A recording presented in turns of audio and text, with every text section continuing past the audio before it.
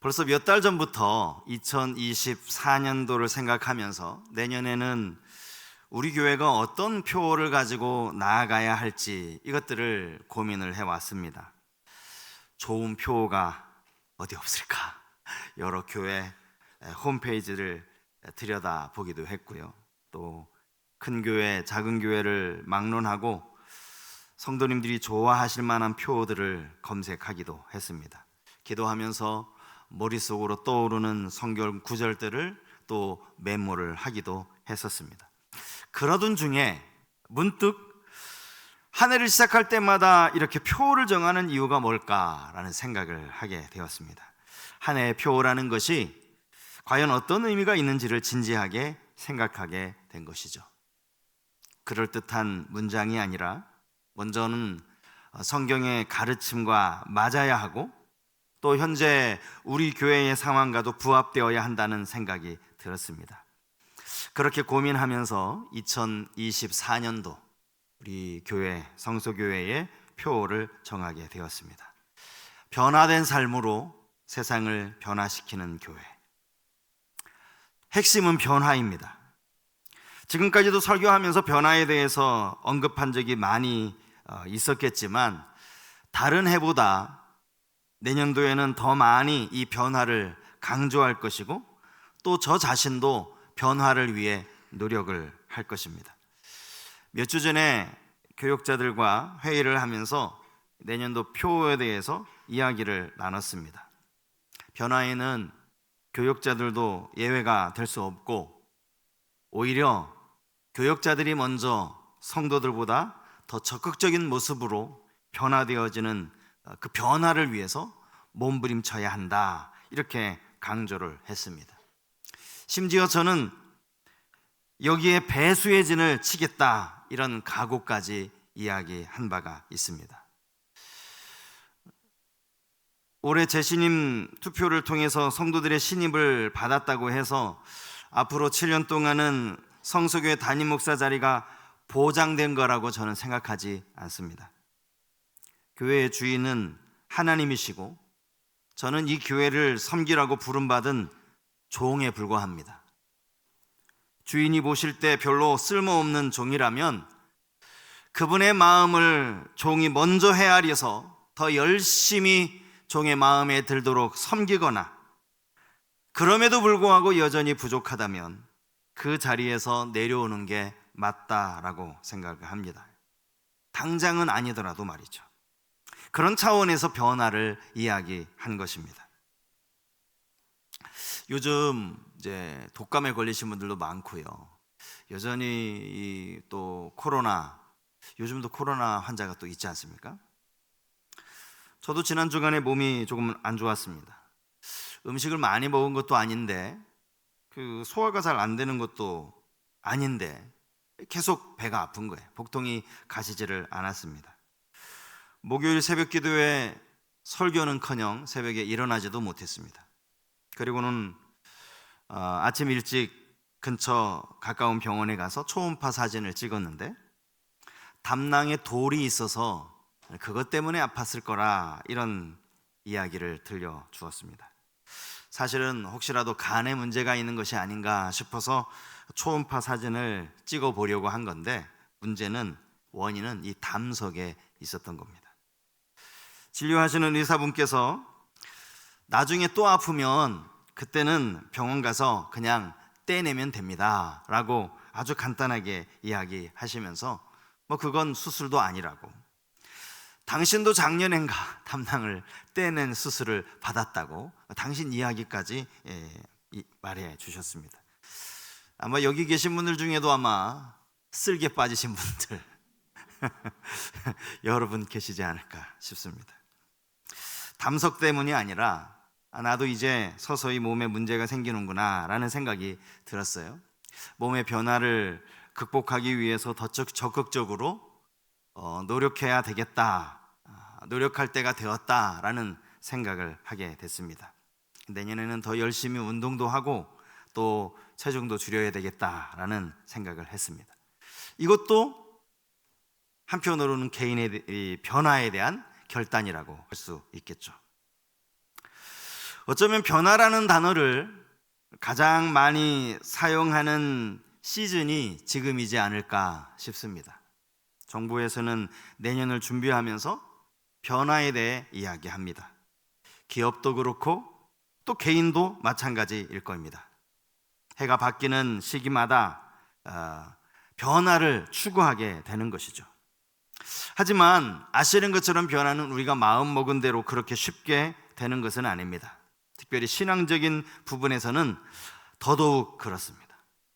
항상 우리는 하나님 앞에서 새해가 되면 결단을 하죠.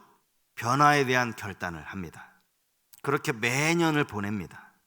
만약 우리가 마음먹은 대로 우리의 삶에 그런 변화가 이루어졌다면 아마 우리 주위 나를 아는 사람들 중에 예수 믿지 않는 사람들은 한 사람도 없었을지 모릅니다. 적어도 지금처럼 비난받지는 않았을 겁니다. 하지만 여전히 세상은 말하죠. 우리를 향하여 말합니다. 예수 믿는 너나 예수 안 믿는 우리나 뭐가 다르니? 그만큼 변화가 어렵다라는 것입니다. 그래서 변화는 그냥 의미 없이 외치는 구호가 되어서는 안 됩니다. 적어도 내년 한 해만큼은 작은 변화라도 열매를 맺을 수 있도록 우리 모두가 노력해야 하겠습니다. 변화에는 중요한 원칙이 있습니다. 먼저는 변화의 주체가 내가 되어야 한다는 겁니다. 다른 사람을 변화시키려고 하지 마십시오.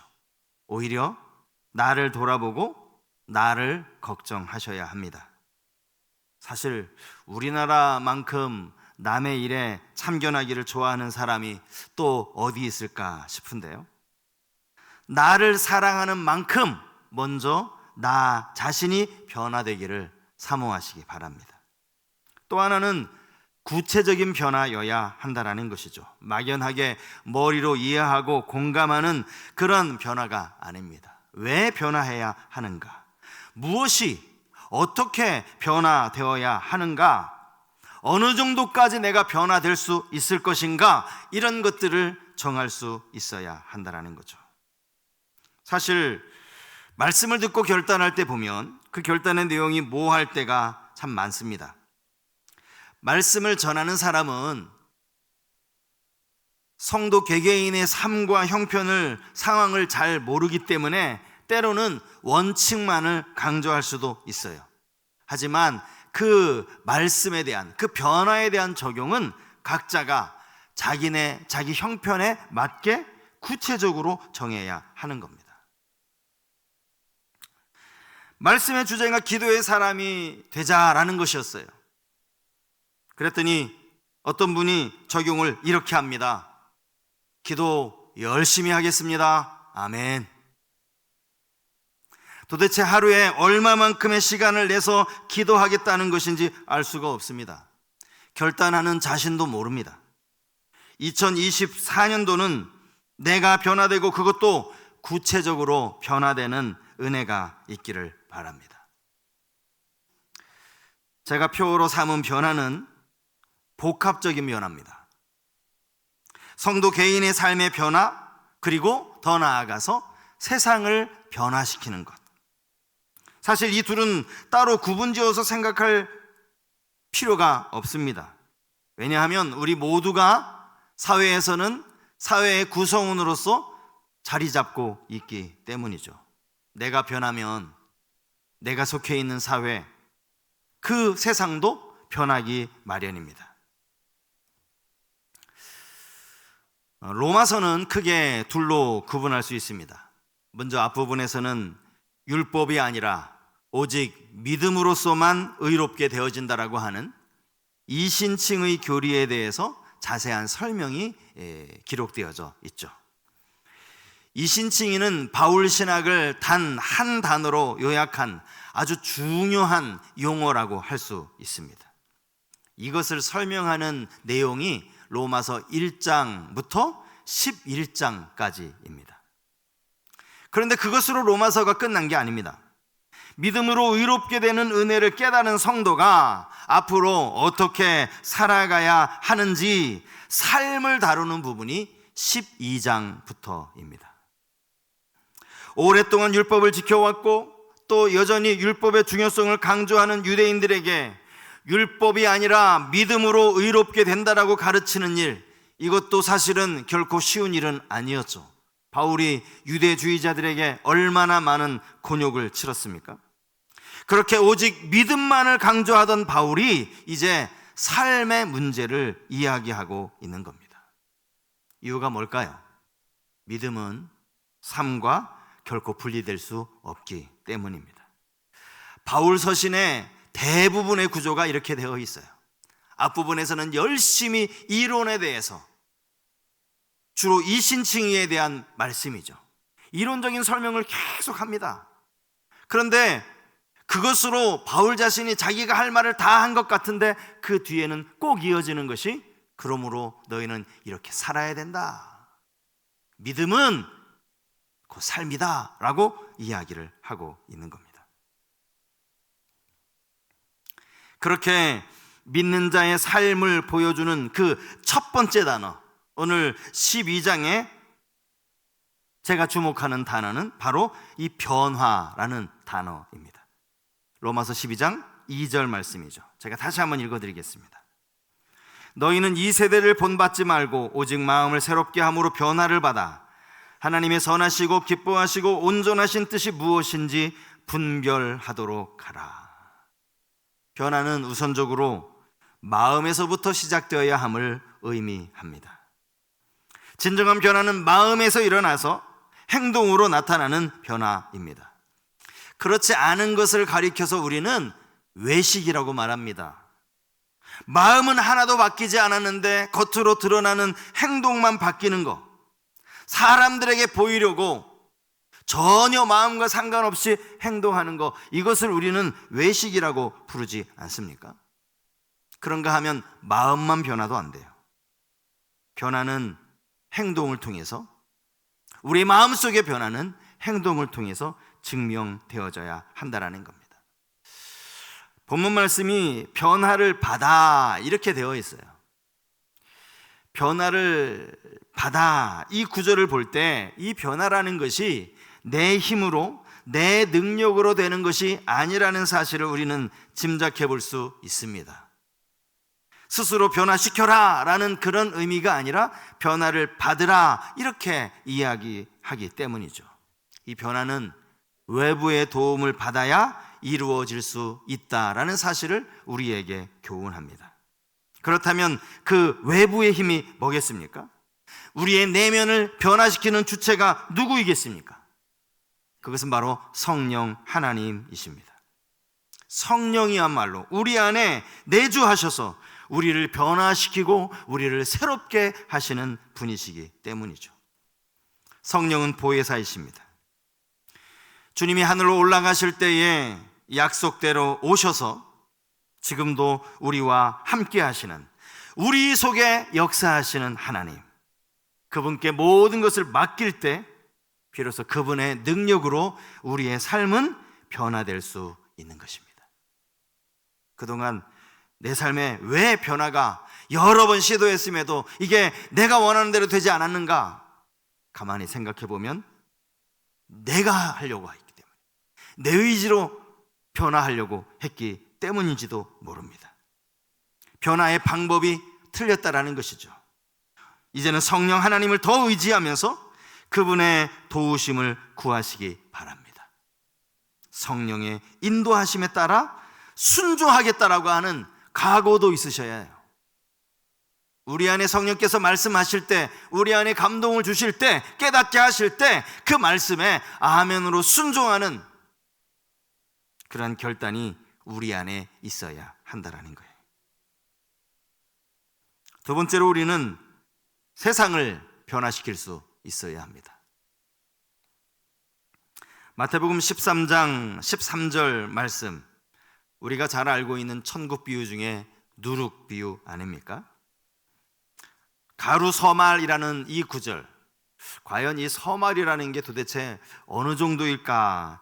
영어 성경 NIV 성경을 찾아보니까 거기는 아주 구체적으로 설명을 해 놓았더라고요.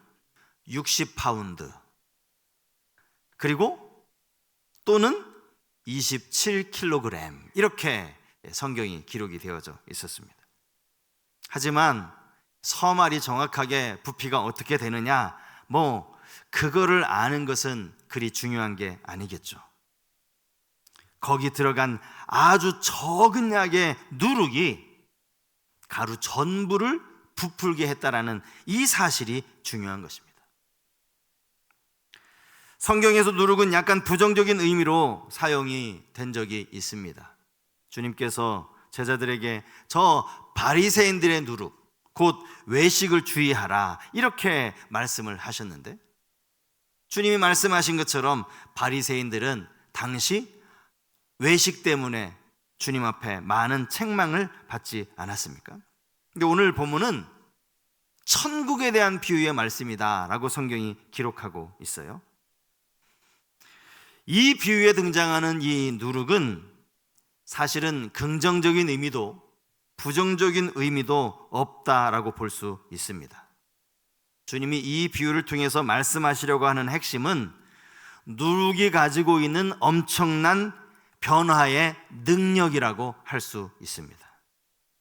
아주 적은 소량의 누룩, 그 소량의 누룩으로 인하여서 가루 전체가 부풀어 올랐기 때문이죠. 이것이 바로 누룩이 가진 성질입니다. 누룩이 그냥 누룩으로 있을 때는 아무런 변화가 일어날 수 없습니다. 그 누룩이 가루 속에 들어갔을 때 비로소 놀라운 변화가 나타나게 되는 것이죠. 교회는 세상을 위해 존재하는 것입니다. 교회는 절대로 교회 자체를 위해 존재해서는 안 됩니다. 초대교회의 이 디아스포라, 그들을 흩으시는 사건은 사실은 하나님이 이루신 사건 아닙니까? 교회가 매번 자기들끼리만 모여가지고 떡 해먹고 자기들끼리만 모여가지고 웃고 즐기니까 하나님이 그 교회들을 다 흩으신 거예요. 그렇게 세상의 흩으심으로 말미암아 이제 교회는 세상을 위해 존재하는 교회가 된 것입니다. 그리스도의 향기를 전하는 것이 교회의 사명이고, 어두운 세상을 비추는 것이 교회의 사명입니다. 물론 우리 교회가 지금까지도 세상을 섬기는 그런 부분들이 있었어요. 아시는 것처럼 코로나 이전에는 독고 어르신들을 반찬 봉사로 섬겼었죠. 코로나가 지나가면서 지금은 이제 경제적으로 어려운 형편에 있는 소년 소녀 가장들을 우리가 물질로 돕고 있습니다. 여기에 더해서 더 적극적으로 세상을 변화시키는 일을 교회는 찾아가야 합니다. 그리고 진정한 변화는 사실은 우리처럼 아직도 사망 가운데 있는 자들을 우리가 사망에서 생명으로 옮김을 받았듯이 그들이 생명으로 옮겨올 수 있도록 예수 그리스도를 전하는 것입니다. 이제 믿지 않는 자가 제발로 교회를 찾아오는 경우는 여러분 아예 없다라고 보시면 됩니다. 불신 이웃, 불신 동료, 그들과 관계를 맺으면서 우리의 변화된 삶을 보여줄 수 있어야 합니다. 내 삶에 일어난 변화를 저들도 부러워하도록 만들어야 하는 것이죠. 이것이 바로 세상을 변화시키는 가장 좋은 방법입니다. 이제 2024년도 한 해 동안 저는 끊임없이 구체적인 변화의 내용들을 성경에서 찾아서 이 변화를 우리 교회가 어떻게 실천할 것인지를 계속 여러분들에게 질문을 던질 것이고, 또 우리 교회는 우리 내면에서부터 시작해서 이 지역을 변화시키는 일을 위해서 끊임없이 함께 고민을 해 나아갈 것입니다. 그렇게 내 자신의 삶이 변화되고 세상을 변화시키는 우리 성서교회 모든 성도님들이 다 되시는 2024년도 되실 수 있길 바랍니다. 말씀을 생각하면서 제가 이 찬양을